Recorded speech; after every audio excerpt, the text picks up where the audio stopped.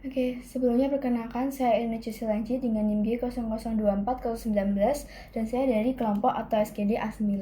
Di sini saya akan menjelaskan mengenai traktus respiratorius yang bagian inferior atau bagian bawah. Nah, pertama ada trakea. Trakea ini letaknya setinggi VC atau vertebra cervicalis 6 sampai VTH 4 sampai 5. Nah, karena dia di VC dan VTH, makanya dibagi jadi dua pars, yaitu pars thoracalis dan juga pars cervicalis, tergantung VC atau VTH-nya. Penyusun dari trakea ini ada yang pertama adalah cartilago trachealis. Nah, kita bisa lihat trakea kan bentuknya kan kayak kokoh gitu kan, karena ini ada cartilago yang bentuknya C. Kita bisa lihat. Nah, ini cartilago bentuknya C adalah cartilago trachealis. Kenapa? Karena trakea kan sebagai saluran udara. Kalau dia nggak ada cartilagonya ini, dia bisa mengempis udaranya, nggak bisa keluar masuk. Makanya dia perlu cartilago ini. Nah, cartilago ini cuma di bagian depannya doang, anteriornya. Bagian posteriornya itu cuma tersusun atas otot-otot atau musculus. Namanya adalah musculus trachealis juga. Antara cartilago ini atau cincin-cincin C ini ada yang namanya ligamen anular. Nah, kita masuk ke nanti kan trakea kan akan bercabang menjadi bronchus primarius. Di percabangannya ini ada yang namanya bifurcatio trachealis. Nah, ini percabangannya ini atau bifurcatio trachealis itu setinggi VTH 4 atau 5. Di percabangan ini ada penonjolan. Nah, ini namanya adalah carina. Carina itu nggak cuma sebagai penonjolan, tapi dia juga berfungsi sebagai reseptor batuk dan reseptor iritan. Kita balik lagi ke sini. Nah, ini kan adalah bronchus yang primarius. Nanti kan bercabang lagi menjadi bronchus secundus. Nah, jadi percabangan bronchus itu percabangan bronchus dan bronchiolus dibagi menjadi dua, yaitu zona konduksi dan juga zona respiratorius. Kalau zona konduksi itu dia dari bronchus primarius sampai ke bronchus terminalis. Jadi saluran nafas yang menjadi zona konduksi itu adalah bronchus primarius, bronchus secundus, bronchus tersier atau segmentalis, dan juga bronchus terminalis. Tapi kalau yang respiratorius itu dia cuma bronchus respiratorius, terus ada saccus alveolus, ada ductus alveolus. Itu kalau berdasarkan fungsinya ya, di mana zona konduksi itu kan berarti dia cuma konduksi atau mengalirkan udara. Tapi kalau zona respiratorius itu ada pertukaran gas antara O2 dan juga CO2. Nah, selain dibagi berdasarkan fungsinya, saluran nafas itu juga dibagi berdasarkan ada atau tidaknya cartilago.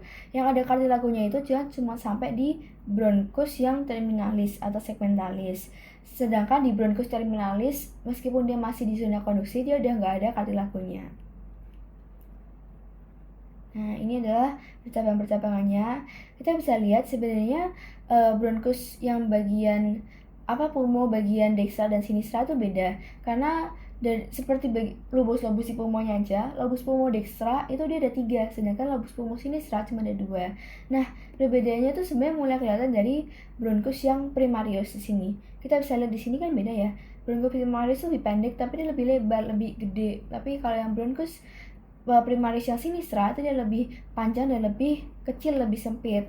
Bedanya juga kalau yang dekstra itu lebih tegak, kalau yang sinistra lebih datar. Terus kita lihat yang sekundus udah mulai berubah lagi. Nah, ini yang sekundus ya, ini yang putih-putih ini. Nah, di sini kan yang dekstra kan dia bercabang menjadi 3 nih. Ada 1, 2, 3. Nah, 3 ini dibagi lagi. Jadi ada yang namanya eparterialis dan juga hiparterialis. Bedanya apa? Kalau eparterialis itu dia bercabang sebelum masuk ke hilum pulmonalis atau kayak cekungan di pulmo atau paru-parunya. Sedangkan kalau hiparterialis itu dia bercabang setelah masuk ke hilum pulmonalis. Jadi dia masuk ke pulmo dan dia akan bercabang. Mungkin di sekitar sini pulmonya masuk. Nah, ini dia sebelum masuk ke pulmo kan. Sedangkan kalau yang sinistra dia kan cuma bercabang jadi 2 nih, ini sama ini.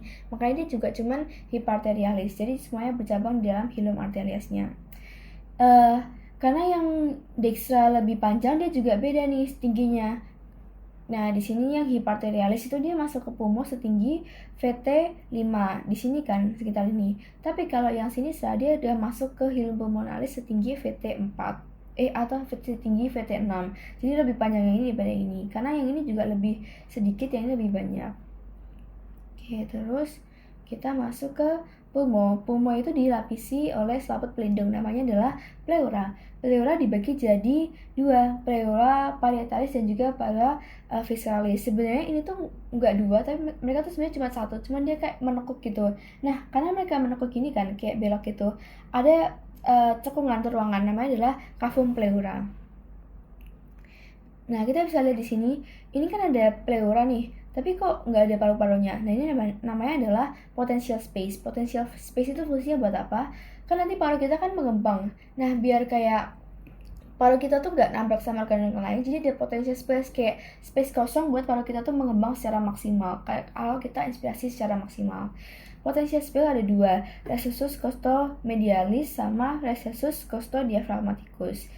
Costomedialis berarti kan di sekitar sini ya. Nah, tapi kalau diaphragmaticus yang bagian sini. Nah, ini costodiaphragmaticus sama costomedialisnya di sini. Oke, lanjut. Kita masuk ke pulmo. Pulmo itu ada basis, ada juga apex yang bagian sini, lalu ada dua facies depan belakang dan tiga margo, yang ini dan juga yang ini. Oke, lanjut aja. Nah, di pulmo ini kita bisa lihat kan, ini kan kayak ada cekungan gitu. Namanya adalah radix. Nah, radix sama hilum itu beda. Bedanya apa? Kalau radix itu kan kumpulan struktur yang melekatkan pulmo. Tapi kalau hilum pulmonalis adalah daerah atau tempat struktur itu masuk. Jadi hilum itu kayak pintu dan radix itu kayak kumpulannya. Nah, radix itu ditutupi oleh pleura parietalis dan pars medialis yang berefleksi menjadi pleura visceralis. Sedangkan kalau hilum pulmonalis itu kan struktur masuk keluar masuknya. Ada apa aja? Ada bronchus, arteri vena pulmonalis, ini vasa limfatika dan juga nervus. Tadi kan pulmodexter sama silis kan beda. Berarti benda-benda yang memasuki hilum itu juga beda. Kalau yang di dexter, yang ini dexter ya. Ya, ini dexter. Yang memasuki hilum itu ada urut dari atas, ada bronchus eparterialis. Terus habis itu ada arteri pulmonalis, habis itu ada dua bronchus hiparterialis dan juga vena pulmonalis. Sedangkan kalau yang sinister, kan tadi dia nggak ada bronchus eparterialis, semuanya hiparterialis. Jadi urutan dari atas ada arteri pulmonalis, terus habis itu ada dua bronchus hiparterialis, terus ada vena pulmonalis. Oke, sekian dari saya. Terima kasih.